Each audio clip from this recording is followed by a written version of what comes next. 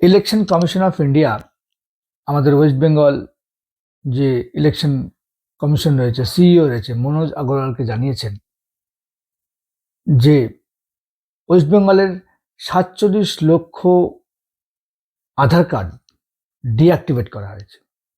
আজকের এই ভিডিওতে জানবো যে কাদের আধার কার্ড ডিঅ্যাক্টিভেট করা হয়েছে, এর ফলে আমাদের আগামী বিধানসভার ভোটে কি ইম্প্যাক্ট পড়বে সেটা কিন্তু আজকে এই ভিডিওতে বিস্তারিত আলোচনা করব।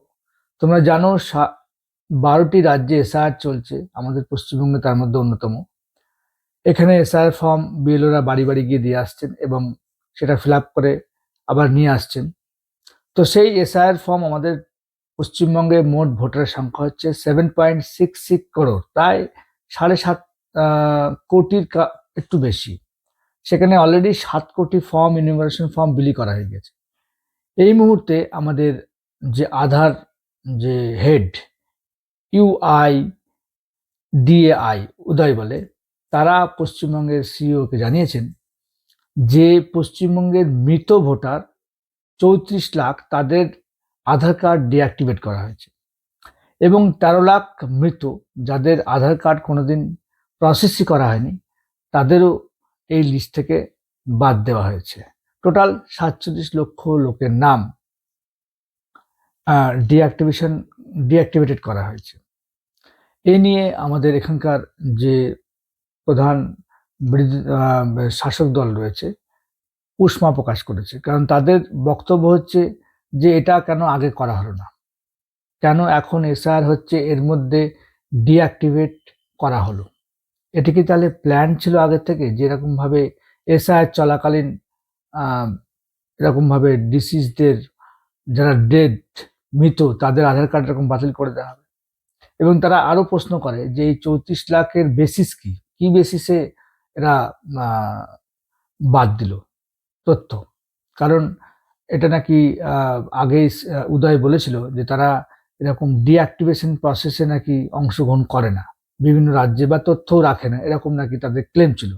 কিন্তু হঠাৎ করে এসআর আবার কি জন্যে এই যে তারা ডিঅ্যাক্টিভেশনটা করতে গিয়েছে, এটা নিয়ে কিন্তু তারা প্রশ্ন তুলেছে সোশ্যাল মিডিয়ায়। আবার অন্যদিকে আমাদের যে বিরোধী দল বিজেপির বক্তব্য হচ্ছে যে এই মৃত ভোটাররাই হচ্ছে বিভিন্ন জায়গায় এদের অন্য নামে এদের আই কার্ড চালু করে কিন্তু ভোটে কিন্তু একটা দুর্নীতির চেষ্টা করা হয়। সেদিক থেকে কিন্তু দুই পক্ষই এ ধরনের কথা বলছে। তো আমার যেটা ধারণা যে এটা কিন্তু এই যে মৃত ভোটার, ডিঅ্যাক্টিভেটেড ভোটার, এর কিন্তু একটা কন্টিনিউয়াস মেকানিজম থাকা দরকার। অর্থাৎ মানুষ যখন মারা যায় বার্নিং ঘাটে নিয়ে যায়, বার্নিং ঘাটে নিয়ে গেলেই কিন্তু ডক্টরি সার্টিফিকেটের সঙ্গে একটা কিন্তু আধার কার্ড লাগে।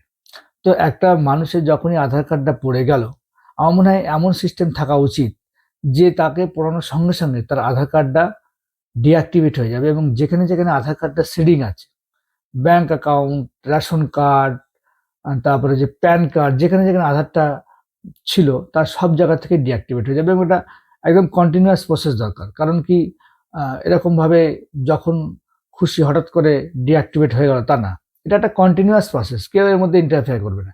যখনই একটা মৃত ব্যক্তি বার্নিং ঘাটে যাবে, তার মৃতদেহ দেবে, তখন আধার কার্ড দেয় মৃতদেহ পোড়ানোর জন্য, তখনই সেটা কিন্তু তার মৃতর সঙ্গে সঙ্গেই তার আধার কার্ড ডিঅ্যাক্টিভেট হয়ে যাবে। এটা একটা সিম্পল প্রসেস, যেটা আমার মনে হয় যদি